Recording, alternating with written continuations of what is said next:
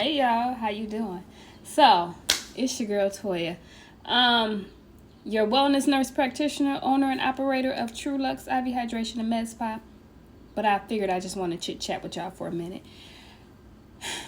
Today, in the life of a nurse practitioner who manages a panel of patients who all have some stage of chronic kidney disease, CKD. I have been back to what we call patient facing since really I came back over into that role in April, but I didn't really start seeing patients to June because I had to go through all the credentialing and all that stuff they had put in place. So today, in the life of a nurse practitioner, who does mainly telemedicine visits, so virtual video visits, I had my first home visit. Well, let me take it back. I'm gonna do a little documented what I talked to y'all.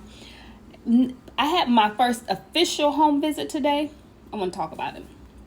So, I had a home visit a couple weeks. No, it was probably a couple months ago, maybe in June. I think it was in June.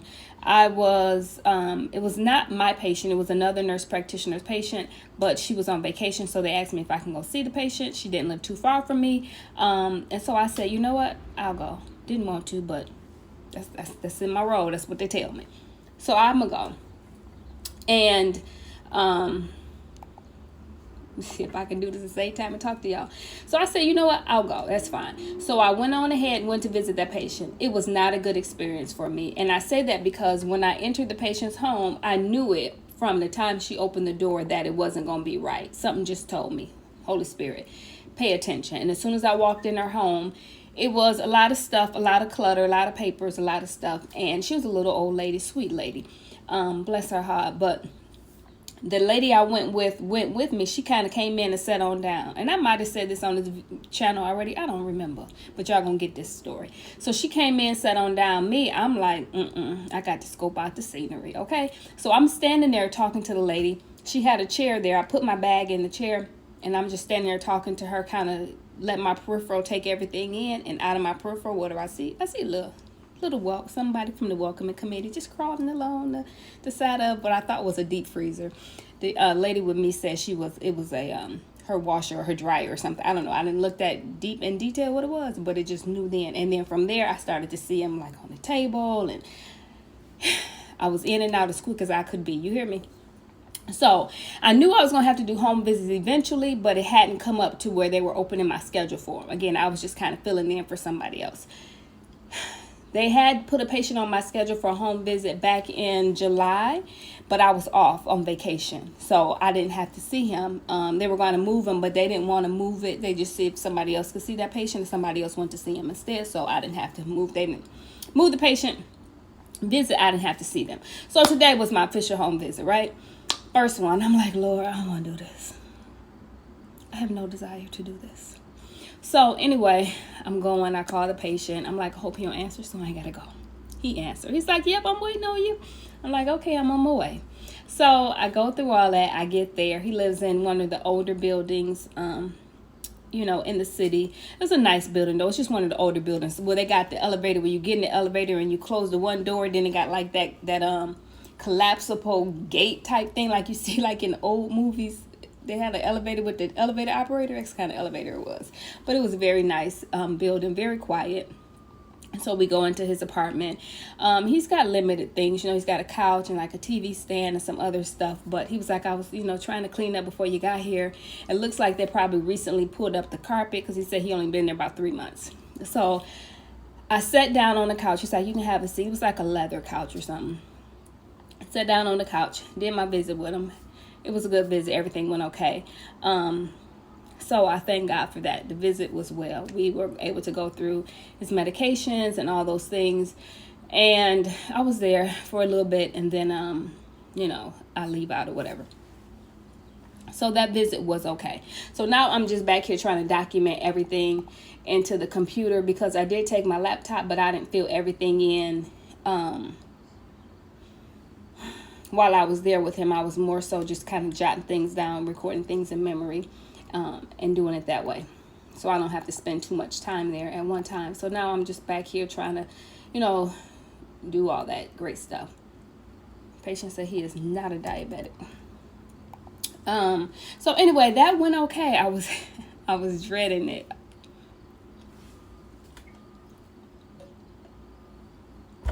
I didn't want to do the home visit, but I'm really trying to be open to where God has me. And my prayer has been for the Lord to really align my, hence the name of the channel, but align my will with his. I do feel some sense of dread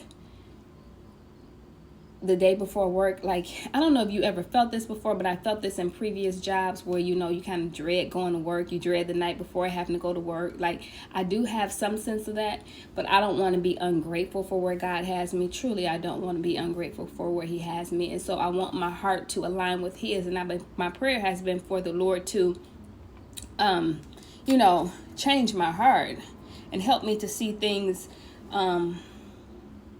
you know, in a more positive light, as well as to not complain about where I am and to be content where I am. And I take it back to some scriptures I was studying last week about doing everything as unto the Lord. I can't remember. I think it was in James. I feel like it was in James. I don't know. But doing everything as unto the Lord. So that's how I go through my day to day at this time. Again, I see patients virtually.